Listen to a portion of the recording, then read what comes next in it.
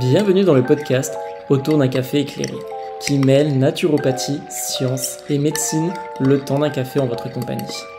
Moi, c'est Mathieu Dorido, naturopathe et praticien en santé fonctionnelle.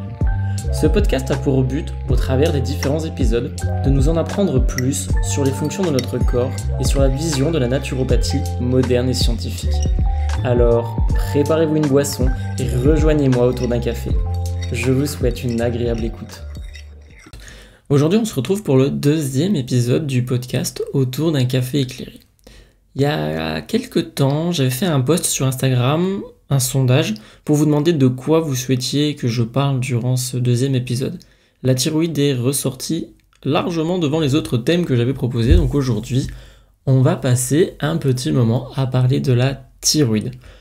En plus, c'est un sujet qui concerne beaucoup de personnes, donc n'hésitez pas à partager ce podcast. Je pense que ça peut aider ou en tout cas apprendre des choses aux personnes qui sont atteintes de problèmes de la thyroïde.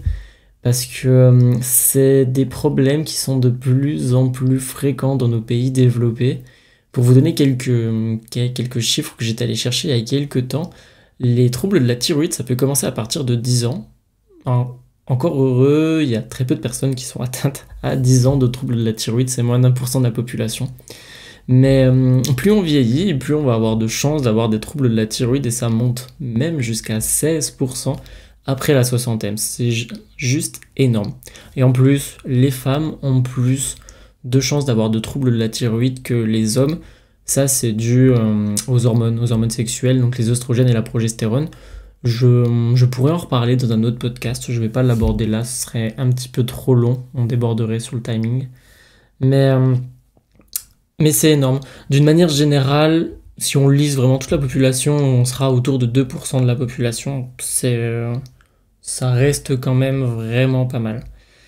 Bien que d'autres médecins, les médecins fonctionnels par exemple, avec lesquels j'ai pu me former, eux pensent qu'on est plus sur 33% de la population, un tiers, parce que beaucoup de personnes ne se font pas diagnostiquer leurs problèmes de la thyroïde, ils vivent tout simplement avec, ils subissent plutôt leurs problèmes de la thyroïde. Donc il y a un gros manque de diagnostic de la thyroïde pour les médecins fonctionnels. Enfin bref. Du coup aujourd'hui on parle de la thyroïde et je vais pouvoir vous apporter plusieurs informations que je trouve intéressantes pour un premier podcast sur la thyroïde. En plus, c'est ma spécialité avec les maladies auto-immunes et tout ce qui va être lié aux hormones. Donc on va aborder tout ça en profondeur. Pour commencer, la thyroïde, qu'est-ce que c'est ? La thyroïde, c'est un organe qui est situé au niveau de la trachée, vers la gorge en fait, qui ressemble à un petit papillon. C'est pour ça qu'il y a beaucoup de personnes qui mettent des papillons quand ils ont des troubles de la thyroïde, par exemple sur les réseaux sociaux. Bon, parenthèse à part. Et cette glande, en fait, c'est un véritable chef d'orchestre de notre corps. Elle participe à quasiment toutes les fonctions de notre corps.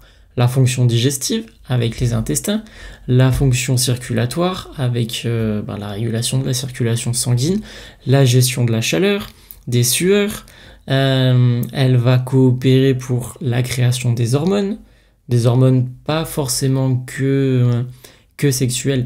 Il y a d'autres hormones comme le cortisol et puis l'insuline avec lesquelles elle a un lien plus ou moins lointain, mais en tout cas, elle a un lien, elle a une influence dessus. Et un des troubles majoritaires aussi, ça va être la création de l'énergie. La création de l'énergie, les gens qui sont en hypothyroïdie, ils peuvent vous en parler. C'est des personnes qui sont souvent très très fatiguées. Et qui dit moins de création d'énergie, dit moins de calories brûlées. Donc si on a moins de calories brûlées, on prend plus facilement du poids. Donc on a aussi la prise de poids qui est souvent liée à une hypothyroïdie. Et au contraire, une hyperthyroïdie sera liée à une perte de poids parce que le corps va aller beaucoup plus rapidement. Alors hypothyroïdie, hypo, c'est moins, c'est qui ralentit en fait. C'est une thyroïde qui va moins vite que ce qu'elle devrait aller. Une hyperthyroïdie par contre, c'est une thyroïde qui va plus rapidement que ce qu'elle devrait aller. Donc dans les cas d'hypothyroïdie, on a un corps qui est moins rapide, qui est plus lent, Tandis que dans les hyperthyroïdies, on a un corps qui est plus rapide que ce qui devrait être. Voilà. Elle va aussi avoir un lien avec les neuromédiateurs. Neuromédiateurs, c'est tout ce qui va véhiculer vos émotions, qui va aussi participer à la gestion de votre stress et à l'envie, la motivation, à tout ce qui va être pulsion ou addiction. On a la sérotonine et la dopamine que je vais réaborder dans un 3e podcast parce que plusieurs personnes me l'ont demandé du coup. Donc j'en reparlerai plus précisément de ces neuromédiateurs. Mais du coup, ces neuromédiateurs qui participent à la gestion vraiment psychologique des personnes, ils sont aussi impactés par la thyroïde. Et les études scientifiques montrent qu'on a un réel impact. On a des personnes qui sont en dépression.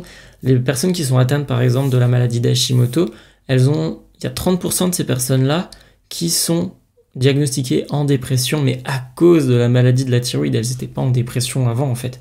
Et tout ce trouble au niveau des neuromédiateurs, ça va provoquer une vision différente de la vie et du coup, ce qui peut amener à de la dépression. Bon, la dépression, c'est le symptôme, on va dire, le plus fort. Derrière, on va avoir l'anxiété, le stress chronique qui sont souvent là dans les troubles de la thyroïde. Et puis, une plus grande sensibilité à ses émotions ou au stress. Donc, on a un impact tant physique que psychologique. C'est vraiment une glande qui intervient sur tous les plans du corps. Et c'est ça qui est beau ou qui est catastrophique. Ça dépend si on est atteint d'un problème de la thyroïde ou pas. Et vous allez vous demander du coup comment est-ce qu'elle fonctionne cette thyroïde. Et c'est souvent ça qu'on vous explique pas ou que vous avez du mal à comprendre quand vous allez voir des articles sur internet. Donc je vais essayer de vulgariser au maximum comme ce que je ferais en cabinet si j'étais en consultation. C'est exactement ce que je dis aux personnes. En fait, la thyroïde, elle produit des hormones. On a plusieurs types d'hormones thyroïdiennes. Je vais en parler que de 2, l'hormone T4 et l'hormone T3. En fait, il faut voir ces hormones comme des petits facteurs. Un facteur transporte une lettre et la lettre qu'elle va vous donner, elle vous donne une instruction. Genre, allez vous coucher ou allez faire du sport ou faites ci, faites ça. Elle vous donne une instruction. Un facteur égale une instruction. Les hormones, c'est pareil. La thyroïde, elle produit des hormones qui vont aller se fixer sur leurs récepteurs pour derrière pouvoir communiquer un signal. Le signal, c'est la lettre que le facteur vous donne. Et naturellement, la thyroïde, en fait, elle va produire des facteurs qui sont non formés. En fait, ils sont là, mais ils sont pas compétents. Ils peuvent pas délivrer une lettre correctement. Donc, il va falloir les former. Donc, pour les former, on a différents mécanismes pour les former. Le principal, parce que je vais pas aborder les autres, il se trouve dans le foie. En fait, les hormones thyroïdiennes qui sont produites par la thyroïde, donc la T4, vont derrière aller au niveau du foie et elles vont se transformer en l'hormone T3, qu'on va dire l'hormone active. C'est celle qui est capable de communiquer son message. La T4, elle transmet quasiment pas de message, c'est quasiment inexistant. Donc, pour en revenir à mes petits facteurs, la thyroïde, elle produit les facteurs vont aller au niveau de votre foie, et derrière, ils vont être formés, ils vont être capables de vous donner la lettre en main propre. Une fois que vous avez la lettre, vous activez les différents processus qui sont cités dans la lettre. Donc voilà, ça c'est le mécanisme très simple de la thyroïde. La T4 qui est produite par la thyroïde, qui est ensuite transformée en T3 et qui va derrière être véhiculée dans le corps pour transmettre les messages dont nous avons besoin pour accorder les différentes sphères de l'organisme, accélérer le rythme cardiaque quand vous allez courir, produire plus d'énergie à ce moment-là. Donc expliquer comme ça, c'est plutôt simple. Mais on a plusieurs mécanismes en fait dans cette thyroïde. On a déjà la production, on va avoir l'acheminement des hormones, on va avoir la transformation des hormones, et puis après, il faut que les hormones soient capables de transmettre correctement le message qu'elles sont destinées à transmettre. Et tout ça, c'est des mécanismes qui sont très très très sensibles. Et c'est pour ça qu'on a tant de troubles de la thyroïde. On a déjà les plus connus, qui est le manque de création d'hormones thyroïdiennes. Parce qu'il faut savoir que notre thyroïde, elle a besoin d'un univers nutritionnel, micronutritionnel. Les micronutriments, c'est tout ce qui est vitamines, les minéraux, les choses comme ça. Donc elle a besoin de cet univers très précis en fait. Quand il y a des carences derrière, ça va provoquer des troubles de la création de ces hormones thyroïdiennes. Donc si on produit moins d'hormones thyroïdiennes, forcément derrière, on communique moins de messages. Moins on a de facteurs, moins on a de lettres. Donc il va y avoir des fonctions qui vont être délaissées, et du coup, on ne sait pas quoi faire. Et bien ça fonctionne comme ça. Après, deuxième facteur de trouble de la thyroïde, ça va être la transformation de cette T4 vers cette T3, pour reprendre les facteurs primaires qui sont formés par la thyroïde, du coup, doivent être derrière formés par le foie pour être capables de transmettre leurs lettres. Et bien ça, c'est un deuxième mécanisme qui demande des ressources nutritionnelles bien précises. Quand on est en carence, derrière, on a des troubles de la transformation de la T4 vers la T3. Pareil, si on a un foie qui est malade, un foie qui est intoxiqué, ou une stéatite hépatique non alcoolique, ce foie gras, vulgarisé comme on le voit sur les réseaux sociaux, derrière, le foie va pas pouvoir former nos facteurs, transformer la T4 et la T3 et réaliser toutes les autres fonctions. Le foie est déjà énormément sollicité au quotidien pour tout ce qu'il a à faire. Donc on aura une mauvaise conversion de la T4 vers la T3. Donc moins d'hormones capables de véhiculer leurs signaux. Et si on a moins de signaux, on rentre en hypothyroïdie.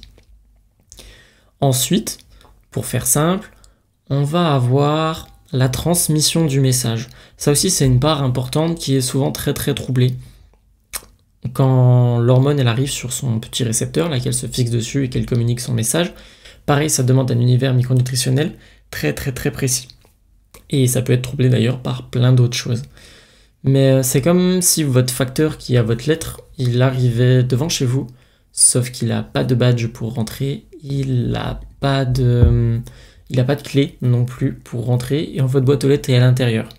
Donc en fait, il est devant et il attend, et il ne peut pas vous donner votre lettre. Et bien les hormones thyroïdiennes, c'est à peu près la même chose. Elles sont au niveau de leur récepteur, sauf qu'elles ne peuvent pas se fixer à leur récepteur, et elles ne peuvent pas communiquer leur message. Donc on va avoir assez d'hormones thyroïdiennes, toutes les prises de sang vont être tip-top, mais derrière, on ne peut pas communiquer le message. Donc on va avoir des troubles de la thyroïde, on va être en hypothyroïdie, alors que on n'a pas la capacité, tout ça parce qu'on n'a pas la capacité de communiquer ce message. Donc là, ça va être les principaux troubles qu'on va retrouver au niveau de la thyroïde. Et après, on a les fonctions, la fonction en elle-même de façon globale qui va être troublée par le stress, par les hormones, par les dysbioses.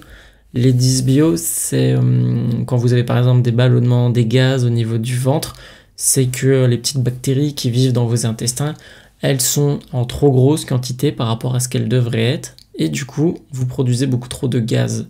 Et ces gaz sont révélateurs d'une dysbiose. Et cette dysbiose provoque bien souvent des troubles de la thyroïde. Donc voilà, tous les mécanismes de cette thyroïde. J'espère avoir été un peu près clair. Si vous avez des questions, n'hésitez pas à me les poser surtout. Vous pouvez m'envoyer un mail sur mes réseaux sociaux, dès que j'aurai du temps, j'y répondrai. Et je vais faire du coup une petite aparté sur les maladies auto-immunes base d'eau et Hashimoto. Hashimoto qui correspond à la maladie auto-immune qui est l'hypothyroïdie. Donc en fait, une maladie auto-immune qui provoque un ralentissement de la thyroïde. Et de quoi est-ce que va venir Hashimoto? Hashimoto, c'est souvent dû à des gros stress émotionnels. Des personnes qui vont avoir un énorme stress qui derrière vont accélérer toutes les fonctions de leur corps. Donc pendant un moment, on va être en hyperthyroïdie, on va avoir une thyroïde qui va aller beaucoup plus vite. Et derrière, on a une attaque de notre corps contre la thyroïde qui va venir détruire une partie des cellules de la thyroïde. Donc on aura moins de cellules capables de produire des hormones thyroïdiennes. Donc comme je disais tout à l'heure, moins d'hormones thyroïdiennes, c'est moins de messages qui peuvent être véhiculés à la fin. Donc on rentre en hypothyroïdie. Et base d'eau, il y a plusieurs facteurs. Bien souvent, c'est des troubles au niveau de l'alimentation, des troubles aussi au niveau du stress et des perturbateurs endocriniens, plus un terrain auto-immun. Ce qu'on appelle terrain, on va dire, c'est la génétique, c'est ce que vous avez hérité des parents, des grands-parents, c'est ce que vous êtes au plus profond de vous-même. Et ben, un terrain auto-immun, du coup, favorise bien souvent l'apparition de base d'eau. Base d'eau qui est l'hyperthyroïdie, donc une thyroïde qui va trop rapidement. Et cette maladie est due à notre corps, pareil, qui va attaquer des récepteurs à la TSH. La TSH, pour les personnes qui ont des problèmes de thyroïde, vous en avez forcément déjà entendu parler parce que c'est ce qui est dosé en premier lieu quand on dose les hormones thyroïdiennes. La TSH, c'est une molécule qu'on dose et qui permet de soit accélérer la thyroïde, soit baisser la thyroïde, enfin baisser l'action de la thyroïde. Plus on va avoir de TSH, plus notre corps demande à la thyroïde de fonctionner rapidement. Moins on a de TSH, moins le corps demande à ce que la thyroïde fonctionne rapidement. En fait, c'est un peu un excitant de la thyroïde, la TSH. Et la maladie de base d'eau va venir attaquer les récepteurs de cette TSH en fait. Et concernant oui, les questions que j'ai bien souvent, les normes de santé. La fourchette pour la TSH, la fourchette pour la T4, la fourchette pour la T3. Je regardais encore tout à l'heure avant de faire le podcast, voir s'il y avait eu de l'évolution. Mais il faut savoir que dans tous les pays ont des normes qui sont différentes en fait. En France, on a une certaine norme, on a la TSH par exemple, c'est 0,545. Aux États-Unis, ça va être 0,5, 2,5. Donc, on va avoir vraiment des normes qui sont différentes d'un pays ou à un autre. Ce qui est un peu compliqué de nous y retrouver parce qu'on a plusieurs micronutriments, plusieurs molécules, normalement qu'on dose au niveau sanguin, qui ont des normes mondiales. Sauf que la thyroïde, c'est pas du tout le cas. Donc c'est compliqué de donner son avis, savoir s'il y a un trouble de la thyroïde ou pas, juste en donnant des valeurs sur une prise de sang ou en faisant une prise de sang. Il faut toujours corréler cette prise de sang aux symptômes que la personne peut avoir. C'est d'ailleurs les symptômes qui parlent le plus concernant la thyroïde. La prise de sang faite par les médecins derrière viendra conforter ou non les problèmes thyroïdiens ou mettre en avant quel type de dysfonction subit actuellement la thyroïde. Donc écoutez déjà votre corps, écoutez votre mental, écoutez ce que ça vous dit. Faites une checklist de tout ce que vous subissez au quotidien et regardez si ça peut être lié à un trouble de la thyroïde. Et si les prises de sang sont bonnes, si elles sont ok et que pourtant vous avez plein de troubles qui sont liés au niveau de la thyroïde, c'est que la prise de sang met juste pas en avant le fait qu'il y ait des troubles au niveau des hormones thyroïdiennes. Par exemple, comme je vous disais juste avant, la transmission du message des hormones thyroïdiennes, le facteur qui est bloqué devant chez vous. Ça, il n'y a aucune prise de sang qui est capable de vous dire si le facteur est bloqué devant chez vous. Il n'y a rien qui peut le savoir, ça en fait. C'est en faisant plutôt un check-up complet avec de la vitamine D, de la vitamine A, en regardant la consommation des oméga 3, en regardant la T4, la T3 avec votre médecin, tout ça, ça va nous donner l'information de si le facteur il est coincé ou s'il n'est pas coincé. Donc, pas d'inquiétude, quand vous avez des symptômes de dysthyroïdie, donc de problème de la thyroïde, et que les prises de sang sont OK, n'hésitez pas à expliquer ce que vous avez vu, ce que vous avez pu entendre, lire sur Internet, et cette communication du message thyroïdien, ou alors de prendre rendez-vous avec moi et de m'expliquer. Et derrière, il y a des choses à faire. Et c'est là où la santé fonctionnelle, enfin la médecine fonctionnelle ou la naturopathie va pouvoir aider. C'est qu'on va pouvoir regarder vraiment toutes les fonctions du corps, faire des check-ups très complets pour regarder où sont les dysfonctions et pouvoir optimiser les fonctions de la thyroïde. Ça me fait d'ailleurs penser, chose que j'avais pas notée, les problèmes avec le lévothyrox. Vous êtes vraiment nombreux à me poser cette question: pourquoi est-ce que je supporte pas le lévothyrox? Pourquoi est-ce que moi ça ne me fait aucun effet? Alors j'ai fait un petit article sur mon site internet que vous pouvez aller voir, enfin un petit article qui est quand même plutôt complet avec des sources scientifiques vraiment sérieuses. Donc je vais juste faire un résumé ici. Mais le lévothyrox, en fait, c'est on vous donne via le médicament l'hormone primaire de la thyroïde. Donc cette T4, ce facteur qui n'est pas encore formé pour délivrer la lettre. Donc derrière, ce lévothyrox, il a besoin d'être converti en facteur fonctionnel, en T3, et il a besoin aussi d'avoir une lettre directement et de ne pas être bloqué devant chez vous, de pouvoir se fixer à ses récepteurs. Donc prendre du lévothyrox, c'est très bien. D'ailleurs, quand on n'a plus de thyroïde ou choses comme ça, on ne peut pas se passer d'hormones thyroïdiennes. Donc on a besoin de médicaments de ce genre, bien qu'il existe d'autres génériques. Mais prendre le lévothyrox, ça induit que derrière, les autres fonctions de conversion de la T4 vers la T3, donc de former nos facteurs, puis de pouvoir communiquer correctement les messages de la thyroïde, eh bien, il faut que ces fonctions fonctionnent. Sinon, prendre du lévothyrox ne servira pas à grand chose, dans le sens où vous aurez le bon nombre d'hormones dans le corps, mais ils ne seront pas capables de communiquer le message des hormones thyroïdiennes. Donc voilà, c'est assez complexe toutes ces sphères de la thyroïde, c'est ça que je trouve merveilleux, et j'espère vous avoir amené quelques sources supplémentaires de réflexion ou quelques éléments tout simplement, et que j'ai pu être clair. J'ai essayé de vulgariser au maximum. Mais en tout cas, si vous avez des questions, vous n'hésitez pas. Vous avez mon mail sur le launcher où vous regardez. Vous pouvez me contacter sur mon site internet ou via mes réseaux sociaux. Donc n'hésitez pas à poser vos questions et j'y répondrai avec plaisir.